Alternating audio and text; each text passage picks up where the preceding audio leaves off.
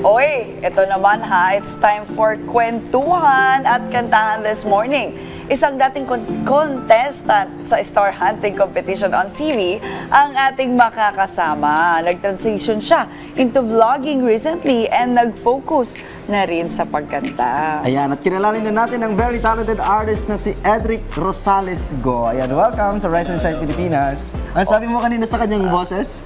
Para tayong hinihele, umaga. Oy, I love that song. Parang Dahil mong naalala? Ang dami ko naalala. Okay, Edric, ito, kailan mo na-realize na gusto mo yung pagkanta? Pwede mo ba kami kwentuhan ng yung musical journey? Well, kumakanta lang ako for, pakit lang, gano'n. Hindi talaga yung sobrang, kinareer. So, para lang din, naging hobby na lang din yung pagkikitara. Kasi nung bata ako, talagang pina-enroll ako ng mom ko sa guitar lesson eh. So, Talaga? Mga ilang taon ka nun? mga 7 ata, 6. Oh, nice. Ay, maganda, no? Ako nag-try din akong mag-aral mag-gitara pero ayaw sa akin ng gitara. Aside from singing as your talent, paano ka nag-transition mula sa dream na maging artista sa pagiging vlogger, sa vlogging? May nakilala akong kaibigan ko na content creator na nun. So galing din siya sa isang show sa ibang network. Tapos ayun, na-meet ko siya and then sabi niya sa akin, ba't di mo i-try mag-vlog? So yun, naisipan kong mag-vlog and ayun na, the rest is history. Oo. So, may mga plans ka din ba na to release? O, ayan yung mga videos niya before, no? To release original songs, nagsusulat ka rin ba? Or ano rin yung mga future plans? Actually, meron akong song sa Spotify. Yeah, pero siya hip-hop na parang R&B. Hindi siya yung acoustic or ano. So, ganun yung genre niya. Pero, ayun, hopefully in the future, syempre, magkaroon pa tayo ng sa TV projects, di ba?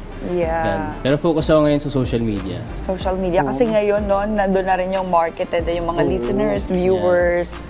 Tsaka yung sabi niyang pwedeng magkaroon ng mga gigs sa TV, di naman malayong mangyari. Ang ganda ng boses. So, kasi kung pwedeng i-follow ng mga ka-RSP natin. Ayan, so i-follow niyo po ako sa TikTok or Instagram and YouTube. Edric Go, search niyo lang po. That's EDRICGO. Lalabas po yan. Thank you. Alright, syempre, lubos-lubusin na namin na hihirit pa kami ng isa pang kanta. So mga ka-RSP, here's another performance from Edric Go.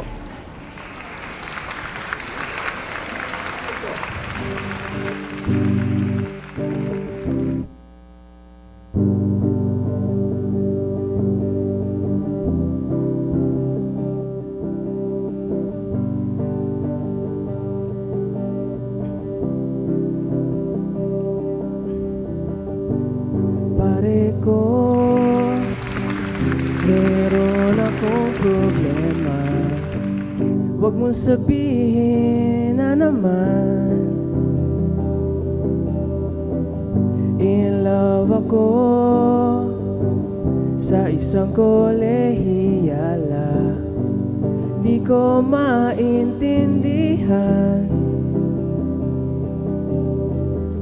Huwag na nating idaan sa maboteng usapan. Lalo lang madaragdagan ang sakit ng ulo at bilbil sa tiyan. Anong sarap kami naging magkaibigan. Napuno ako ng pag-asa. Pala, hanggang doon lang ang kaya. Akala ko ay pwede pa. Masakit mang isipin, kailangan tanggapin. Kung kailan ka naging seryoso, tsaka kanya lulukuhin. Oh, Diyos ko, ano ba naman ito? Di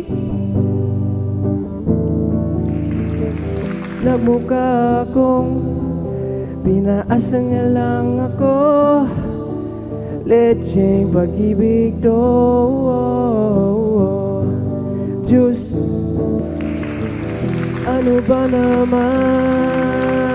Oh, Diyos ko, ano ba naman ito? Di ba lang hiya? Nagmukha akong pinaasa niya lang ako. Letseng pag-ibig to. Diyos ko, ano ba naman